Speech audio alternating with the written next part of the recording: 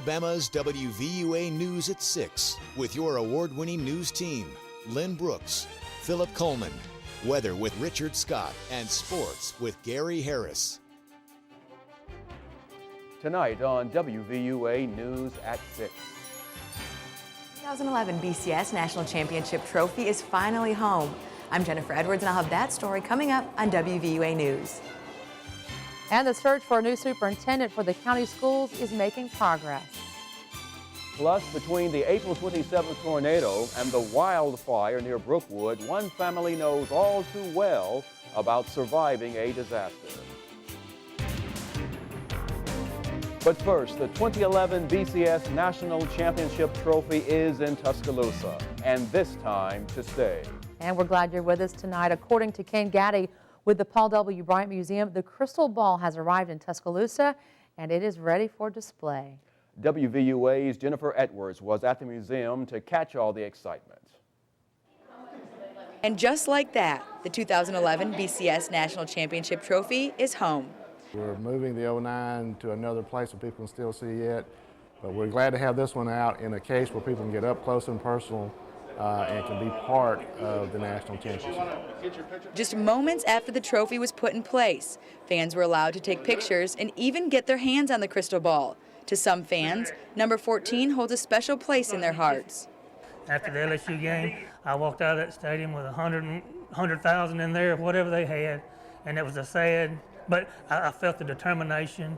I saw it in the players, I saw it in the coaches, and it wasn't a doubt in my mind. Whether anybody else in the country thought it was going to happen, my guys believed it, and it came true. For my fiance and I, it's kind of a way to commemorate that because it's the year that, we got engaged and everything else. So that's kind of nice for us, and we'll always have that as part of our engagement year. With A-Day and the one-year anniversary of the April 27th tornado just around the corner, the arrival of the BCS National Championship Trophy couldn't be more perfect. A-Day's, our biggest single attendance day, so we should be in the 3,500, 4,000 people range just for A-Day. God has a plan, and it's in full motion, and whether it's to win a championship or to rebuild this town, or all of them is one with the University of Alabama winning the national championship, can't make this stuff up. The 2011 BCS National Championship Trophy is the third championship trophy put on display at the Bryant Museum. Reporting in Tuscaloosa, Jennifer Edwards, WVUA News. And the Bryant Museum is open daily from 9 a.m. until 4 p.m. For more information, call 205-348-4668. After feeling the effects from the April 27th tornado, one family had a close call when the Brookwood wildfire threatened their home. 11 months ago, Elizabeth Osborne's home was destroyed by the tornado. Her 31-year-old son was seriously injured and is now paralyzed. This week, their new home was threatened by the 150-acre wildfire that burned off Camp Cherry Austin Road near Brookwood. Osborne says she wasn't too worried about the fire, but more about getting her son out in time.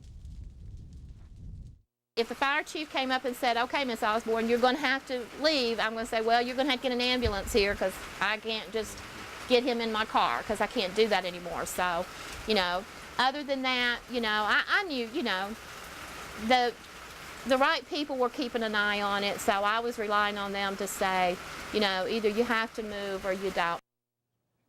The Alabama Forestry Commission says the wildfire was started by someone burning tornado debris. The search continues for a new leader of the Tuscaloosa County school system. Today, the County Board of Education met with a group helping in the search to hear the results of 2 public meetings. The board also talked about the qualities they'd like to see in a new superintendent. Susan Salter with the group helping with the search explained what the public wants in their new county school leader. Classroom experience was going to be very important in the next leader, somebody who really understands the teaching and learning process, who understands how the school system is run, who has those strong leadership skills, and there just wasn't a lot of interest in a non-traditional candidate. In other news from the county school system, the Tuscaloosa County Board of Education has applied to the federal government for a lease of the old federal courthouse on Greensboro Avenue. The board expects to find out if they'll receive the lease within the next 45 days. The 30-year lease would allow the school system to use the building rent-free. The school board would be responsible for any renovations and upkeep of the building. School officials say they hope to move within 90 days into the building after receiving the lease.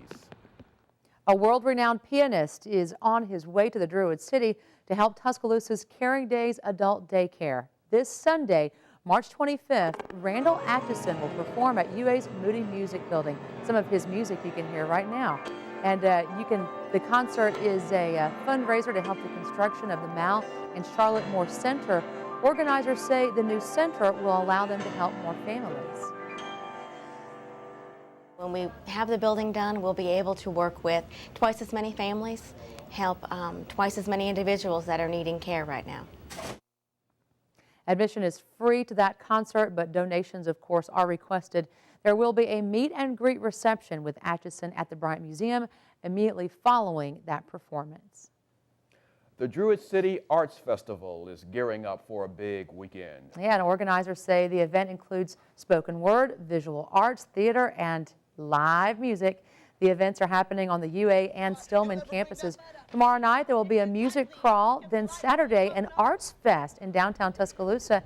It's the third year for the Druid City Arts Festival. You can get more information on the Druid City Arts Festival on our website, WVUATV.com, under Numbers and Links.